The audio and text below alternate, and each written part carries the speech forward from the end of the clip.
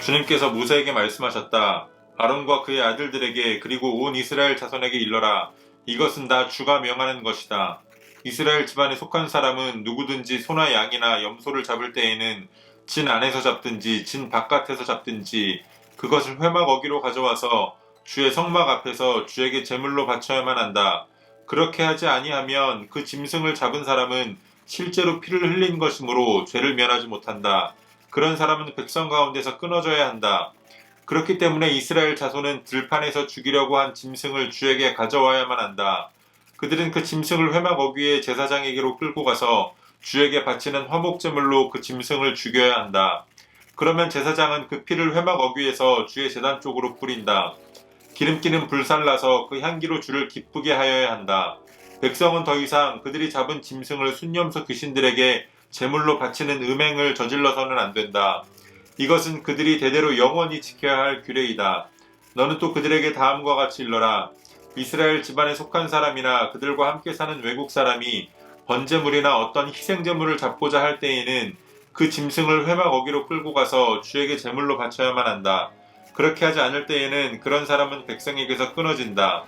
이스라엘 집안에 속한 사람이나 또는 그들과 함께 사는 외국 사람이 어떤 피든지 피를 먹으면 나 주는 그 피를 먹은 사람을 그대로 두지 않겠다. 나는 그를 백성에게서 끊어버리고야 말겠다.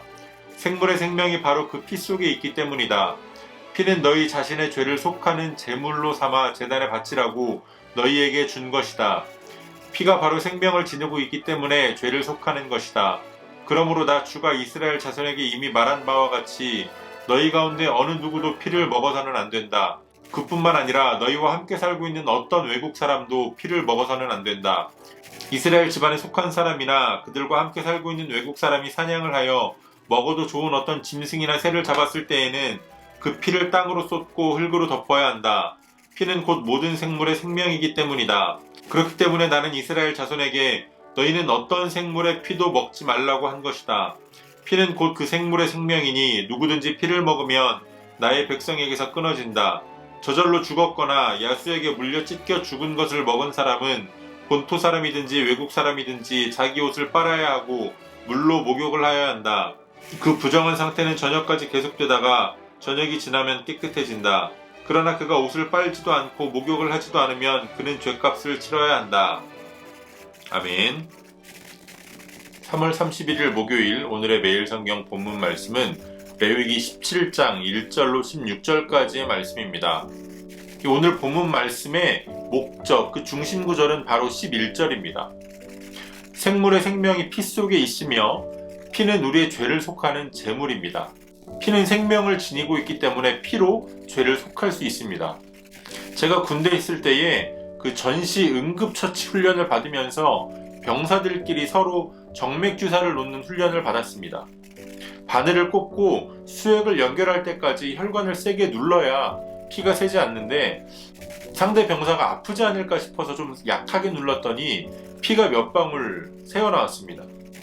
얼마 되지도 않는 양이었는데 원래 빈혈기가 있는 친구였는지 얼굴이 하얗게 질려서 그 강사가 와서는 반대편 팔에까지 정맥주사로 수액을 맞춰야 하는 그런 상황이 있었습니다. 그만큼 우리의 피는 우리의 생명과 직결되어 있는 아주 중요한 것입니다. 물론 인체의 모든 부분이 다 소중하고 생명과 연결되어 있지만 하나님께서도 오늘 특별히 이 피에 생명이 있다라고 말씀하십니다. 그래서 하나님은 피로서 죄를 사하시며 이 피는 장차 이 땅에 오실 예수 그리스도의 보혈을 상징합니다. 우리는 그 피로 생명을 얻습니다. 오늘 본문을 보면 주시는 모든 말씀들이 이 피의 중요성을 나타내고 있는 것을 보게 됩니다. 먼저 오늘 말씀은 아론이나 그 아들들 뿐만 아니라 이스라엘의 모든 회중에게 주시는 말씀입니다. 7절까지는 화목제물을 어떻게 잡는 것이 합법적인 방법인가, 어디에서 잡아야 하는가 이것을 말씀하고요. 또 8절과 9절은 화목제 외에 번제 등 이 희생제물을 드릴 때에 어떻게 잡아야 하는지를 말씀하고 있습니다. 이 3절로 9절까지의 말씀을 해석하는 견해 가운데에 이 본문의 말씀이 모든 도축을 반드시 회막 안에서 이루어져야 한다라는 것으로 보는 견해가 있는데 꼭 그렇지만은 않습니다. 말씀드린 대로 화목제물과 번제 그리고 희생제물을 드리는 이 제의적인 도축에만 본문의 규례를 따릅니다. 7절의 끝부분에 이것을 규례라고 말씀하시는 것도 그렇고, 또 오늘 본문 중에서도 13절을 보면 사냥에서 잡은 짐승의 경우에 피를 그곳에서 흘리고 흙으로 덮으라는 것을 봐도 그렇습니다. 더군다나 이것을 영원한 규례라고 오늘 말씀하셨는데, 광야 생활 중에야 이스라엘 진영 중심에 성막이 있으니 큰 불편이 없지만, 가나안 땅에 정착한 이유를 생각해보면 모든 고기를 도축할 때에 성막을 찾아야 한다면 성막과 먼 곳의 땅에 거주하는 유대인들은 차라리 고기를 먹지 말라는 거랑 마찬가지 아니겠습니까? 그렇기 때문에 3절로부터 9절까지의 말씀은 제의적인 도축에 관한 규례로 보는 것이 더 타당한 해석이라고 볼 수 있겠습니다. 이어지는 10절로 12절까지의 말씀은 피의 의미와 기능을 설명하고 있고, 또 13절과 14절은 사냥한 고기의 섭취 방법, 또 15절과 16절은 스스로 죽거나 다른 짐승에게 찢겨 죽은 고기를 금하는 말씀이 나옵니다. 이 모든 것은 아까 말씀드린 대로 11절의 말씀을 토대로 주시는 말씀입니다. 제사를 위한 제물의 피는 아무 곳에서나 흘리면 안 되기 때문에 반드시 성막에서 도축을 해야 합니다. 더군다나 애굽 땅에서 오랫동안 종살이를 하면서 애굽의 우상 숭배와 굉장히 가까워졌던 이스라엘 백성이기 때문에 더욱 그랬습니다. 어떠한 경우에도 피를 먹어서는 안 되고, 사냥을 해서 잡은 짐승도 그 피를 모두 흘려서 흙으로 덮은 후에 그 고기를 먹어야 합니다. 자연사였거나 찢겨 죽은 짐승은 그렇게 피를 빼는 과정을 겪지 않았기 때문에 그 고기를 먹으면 부정해진다라고 말씀합니다. 피에는 생명이 있으며 그렇기 때문에 그 피로써 죄사함을 받습니다. 히브리서 9장 22절은 피 흘림이 없은즉 죄사함이 없다라고 단호히 말씀합니다. 그러나 히브리서가 말하는 이 피 흘림은 오늘 우리가 본문에서 보게 되는 이 구약시대의 제한적인, 반복되어야만 하는 이 불완전한 피 흘림이 아닙니다. 이것은 예수 그리스도를 통한 완전한 피의 대속을 말합니다.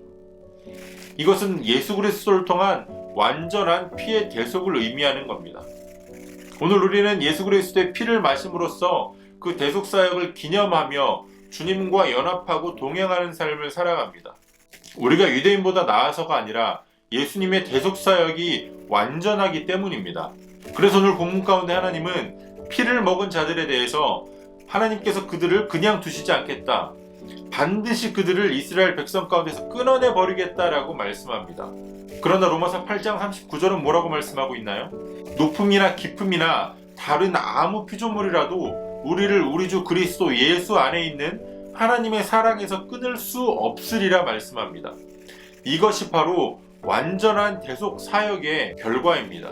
그 어떠한 죄도, 그 어떠한 부정함도 우리를 그리스도 예수 안에 있는 하나님의 사랑에서 끊어낼 수 없습니다. 우리는 오늘 그 은혜로 살아가는 자들입니다. 이 완전한 대속 사역을 이루신 예수님을 기억하며 그 죄사함의 은혜를 누리며 또 증거하며 살아갈 수 있는 우리 모두가 되어지기를 소원합니다. 오늘도 주신 본문의 말씀을 몇 차례도 읽으시면서 묵상하시고 또 각자의 기도로 오늘의 묵상을 마치도록 하겠습니다.